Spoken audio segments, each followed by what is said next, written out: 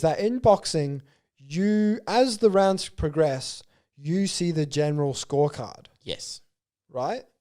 On the screen. Yeah. Why don't you get round per round live for the UFC? That's a good question. Because, to bring up one, and I'd hate to do this to a fellow Australian, but Volkanovski versus Holloway 2. Certainly different from Holloway, the fight with first one. I feel like Volkanovski definitely won the first fight. Okay. Right? Holloway versus Volkanovski 2 gets dicey because it's a close fight and a razor-thin close fight, right? That's why a lot of people went, Holloway won, or Volkanovski won. A lot of them thought that Holloway got robbed. Why don't they do round by round, round by round, who won that across the judges?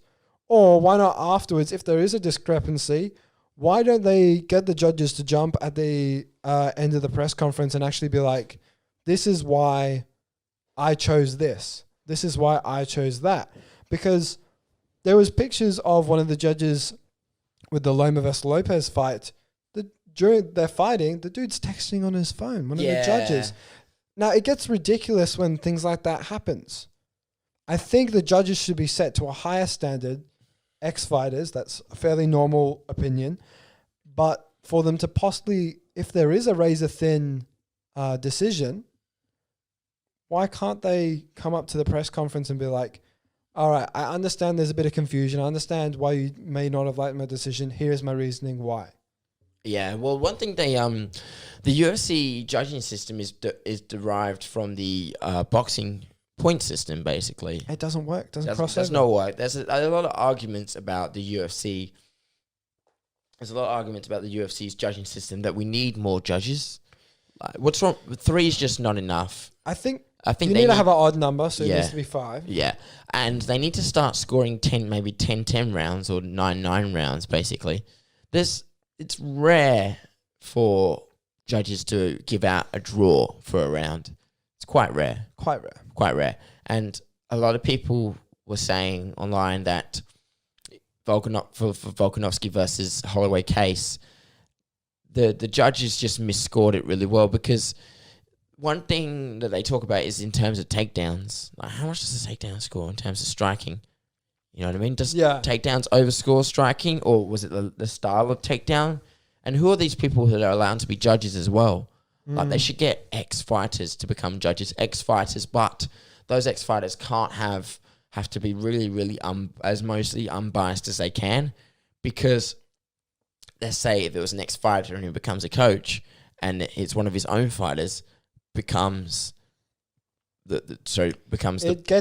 match which he's scoring for, it's going to be easy, going to be biased for him. Yeah, if you want an ex-fighter and then they become a coach or something like that, because then they can't be friends with them and things like that. Exactly. That was the case of Dan Hardy. And when his mate was getting knocked down in the octagon, he was yelling, stop the fight. And then he got into an argument with Herb Dean about it.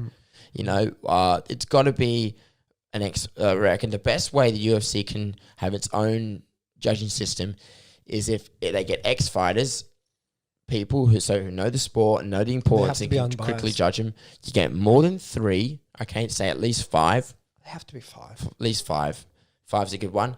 And they need a better definition of the sport. After the fight, if they don't want to do a press conference, they have to write a written report why they scored why. Yes. If it is a main event. But they release scorecards. They release scorecards, but they don't tell you the reasoning why. Yeah. And I feel like explanation would be better. Feel like, and now if you did it for every fight, like, you'd have a huge amount of paperwork and you'd have to pay the judges a serious amount of money. Yes. But I think you should not even replay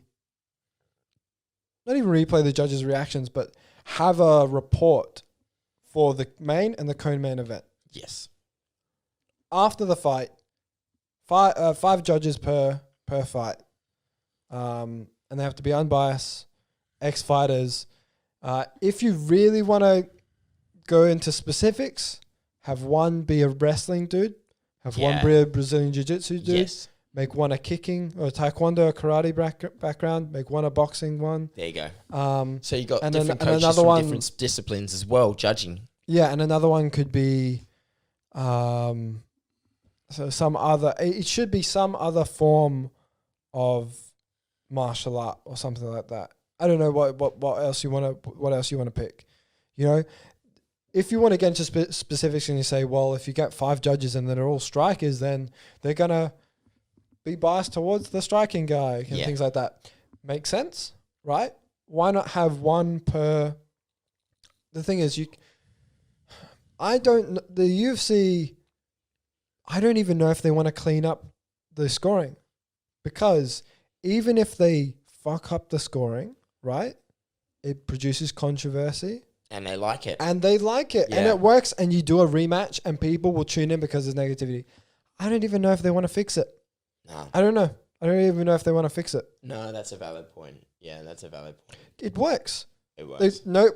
Well, even us, we can't shut up about Max Holloway versus Volkanovski too. So I reckon there'll probably be a trilogy, but it won't be anytime soon. It's got to be further down the line. I think Holloway has a fights again. Yeah, goes for the title again. Because since Ortega's win, Volkanovski's like, yeah, let's do it.